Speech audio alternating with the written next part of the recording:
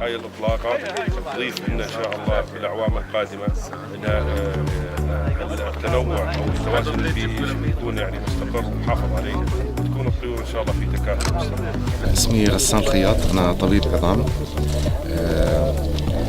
لاحظت بعد سنين الغربة وجود أعداد منخفضة جدا من طيور الحجل وطيور أخرى، فتولدت عندي الفكرة إنه أكاثره في بيئة مناسبة وأطلقه للبرية، وأغلب الأحيان ما بطلق لوحدي. لغاية الآن أو السنة هاي نحكي في عندي أكثر من 1300 طير بالإطلاق. على مدى ال5 سنين الماضيين في صار حوالي 6 ل 7000 طير مطلق.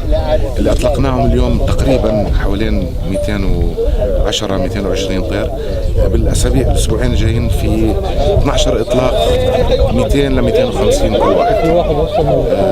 فهذا هو الهدف، وبتمنى من إخواننا الصيادين إنه يراعوا الفترة هاي فترة التزاوج عند الطيور.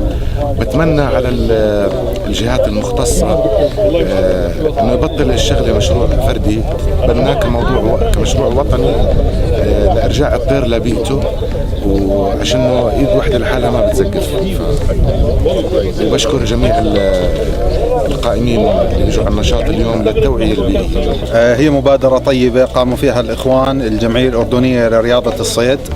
احنا بالجمعية الملكية لحماية الطبيعة نشكرهم عليها، وكل الدعم لهم ولإخواننا الصيادين في مثل هاي المبادرات المعنية بإطلاق طيور برية مرة ثانية لبيئاتها الطبيعية، وبنفس الوقت نشر الوعي للصيادين لاستدامة رياضة الصيد للجميع إن شاء الله. رمزي حنظل، رئيس الجمعية الأردنية لرياضة الصيد.